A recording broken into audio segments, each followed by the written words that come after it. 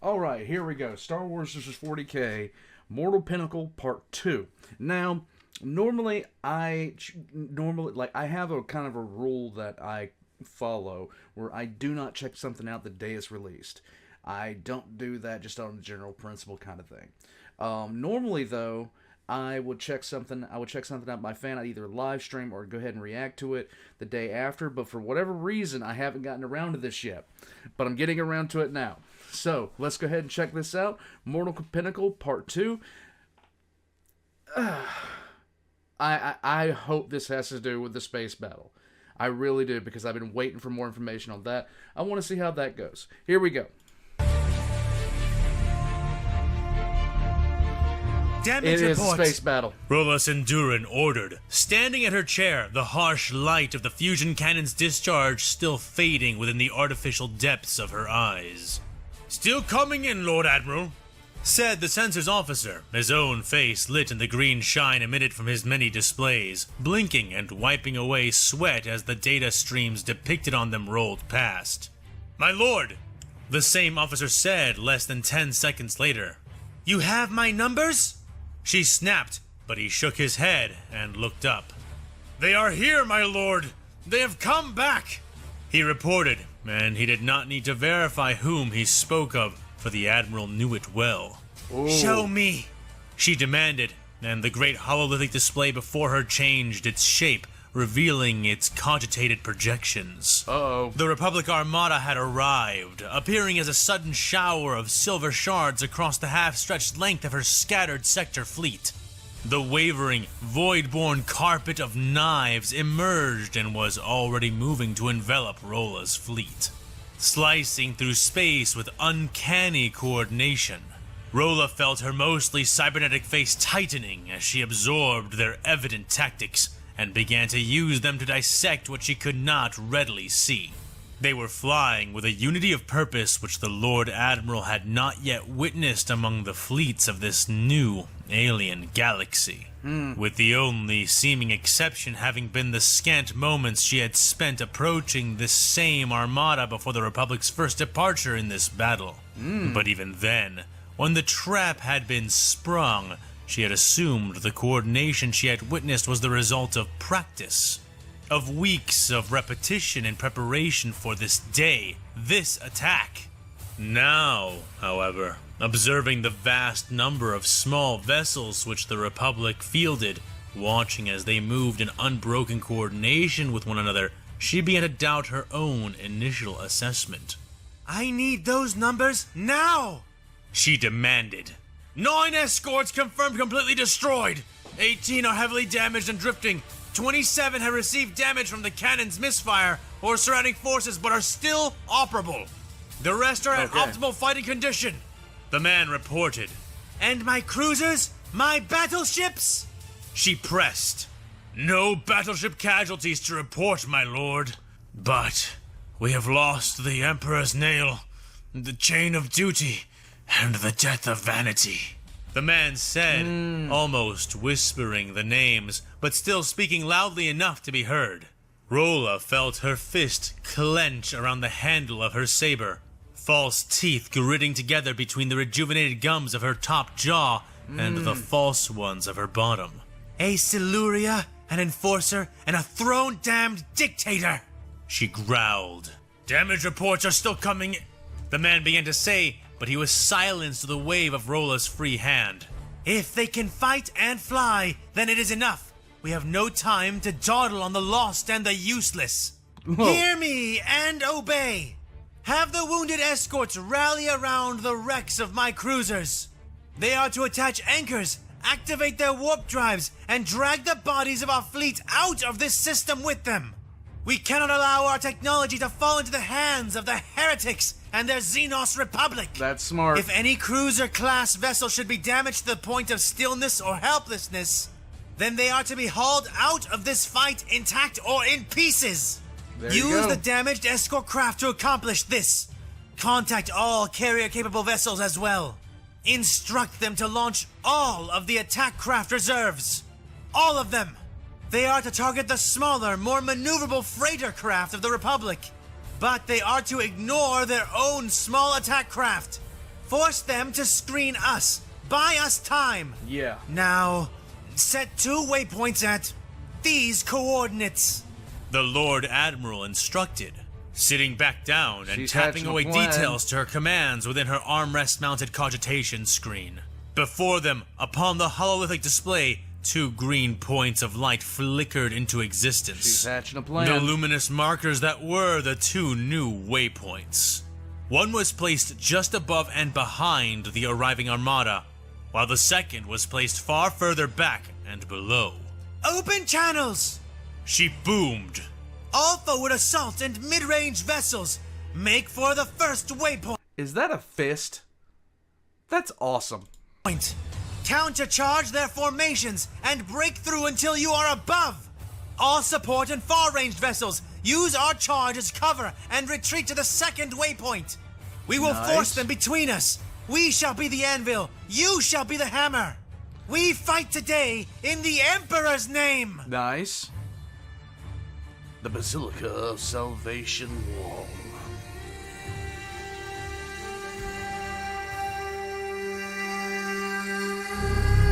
The arming servitor mindlessly cranked the next bucket of ammo into place, and Lazarus opened fire.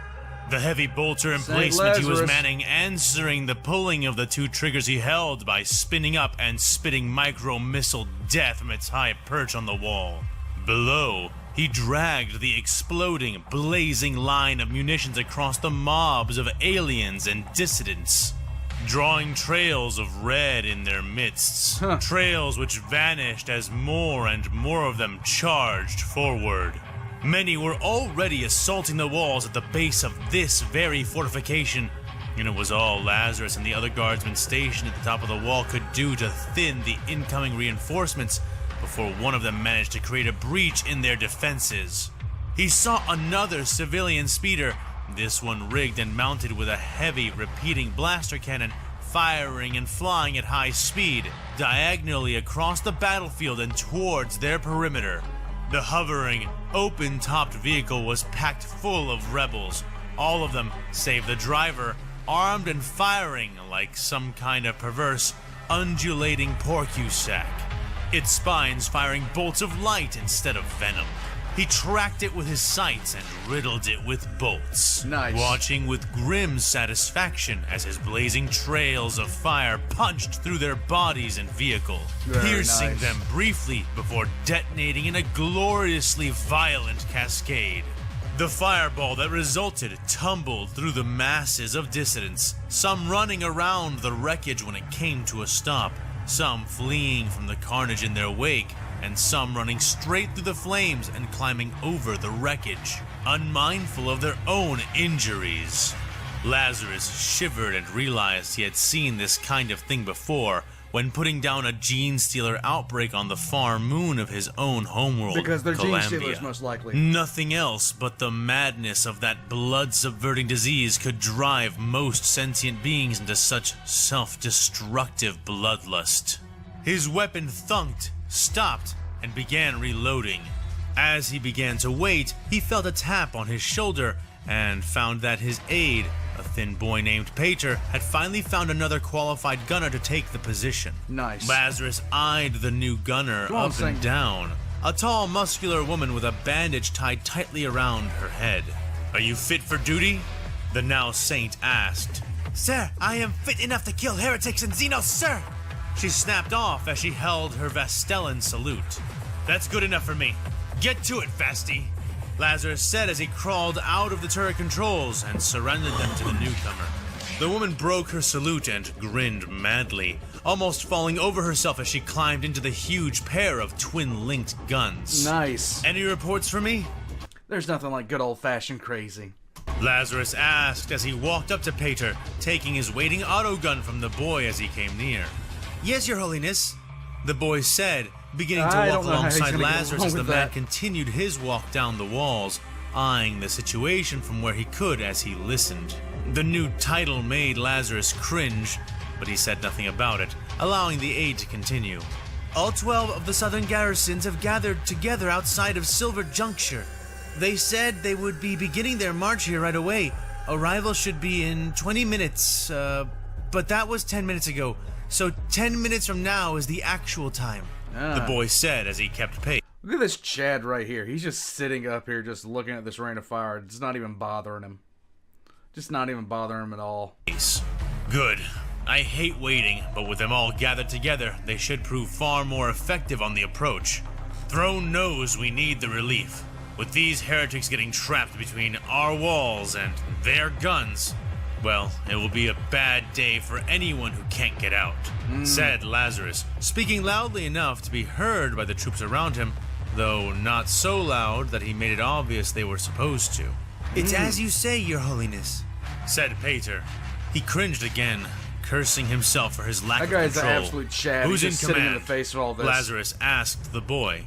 Excuse me, Your Holiness? The aide asked. And he cringed once more, shaking his head in an attempt to shake it off.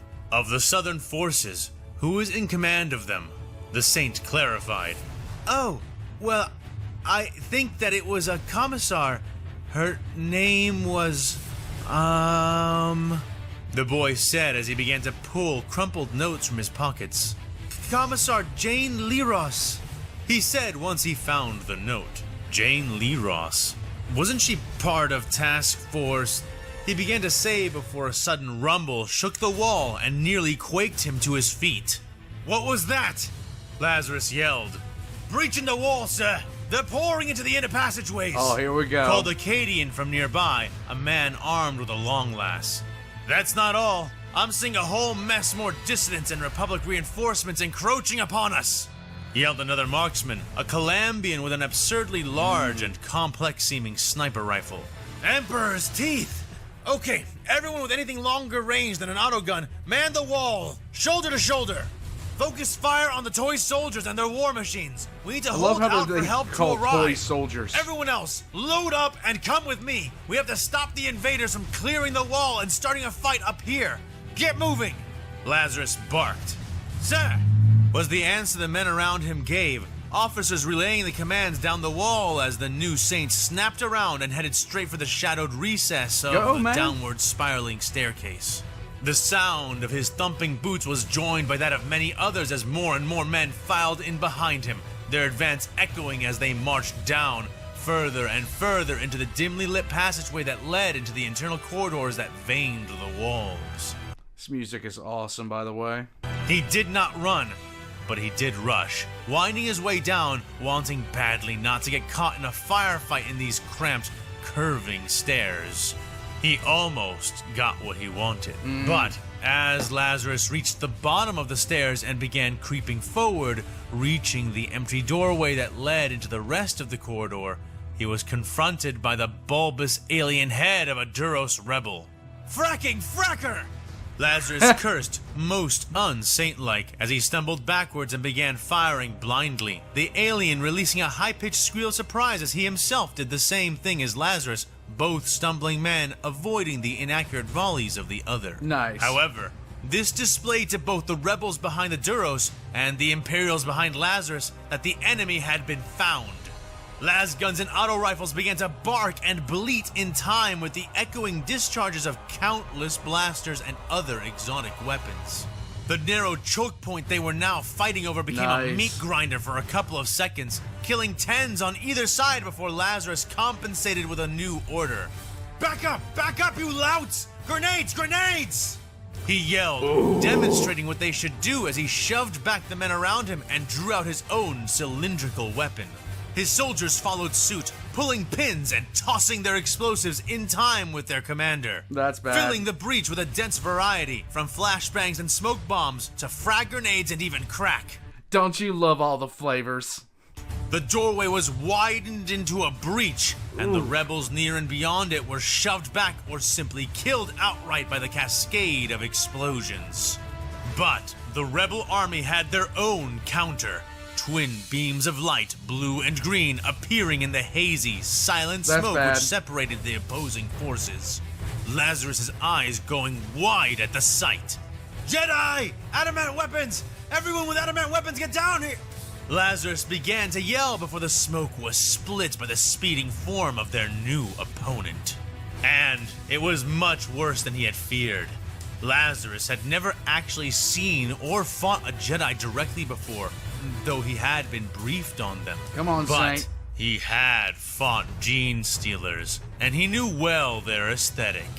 And the creature holding the two lightsabers and bearing a third clawed hand was nothing short of a Primus. The Saint could not even warn those who could not see it coming, not before it was in among them, reaping their lives like wheat grains. It moved as quickly as a space marine, sweeping the lethal bars of light That's through the bad. bodies and faces of the guardsmen it met with a graceful ease that was equal parts horrifying and entrancing. But Lazarus had seen it all before. He fired his weapon from his hip, getting only a second and a half's worth of use from his gun before the vile thing was confronting him, snipping it in half with a blue-colored blade of light. That would have been the end of Lazarus' life for the second time, had Yeah? the men behind him not already been acting even before it came for him. Several hands grasped Lazarus even as he was firing and yanked him back, the bisecting strike meant to turn him into halves, striking only his retreating weapon instead. Huh. He was thrown back up the stairs and to the ground, their blood spilling shortly after as other men helped their saint to his feet and continued to shove and pull him back. The Imperials would then turn to face the alien threat, roaring as they briefly went into the battle and died. Saint Lazarus scrambled back as much and as far as he could, fumbling on his belt for a weapon, the slaughter following him up the stairs for several meters before it finally caught up to him. But by then he had found his last grenade. The stretched, grinning face of the Primus sank as Lazarus pulled the pin from his weapon, holding it up but keeping the lug gripped tight. The beast sprang backwards, leering in response to the blatantly suicidal expression the Imperial before him had branded across his all-too-human face. Are you a gambling man, Xenos? Want to take a bet? Lazarus spat through the thick spattering of blood that now coated him from boots to skull. The creature tilted its head in the darkness, seeming so alien that St. Lazarus had trouble believing any part of it was truly human, before its lips pulled back in a dagger-toothed smile. Lazarus returned it with a grin of his own, fist loosening. You are bluffing. Nah, he It ain't. said, taking a step up the stairs, I am Saint Lazarus, and I do not bluff. He growled, secretly hoping that he was bluffing, yet knowing all the while that he was not. But the Xenos seemed intent on testing that, body leaning back, coiling as the humming blades of its weapons lowered, one aimed for his eye, the other his groin. Yet, just That's as wrong. it seemed the thing would charge, Lazarus' hand loosening, almost dropping the grenade. An odd expression rippled through its face, as if it had just noticed or remembered something vital.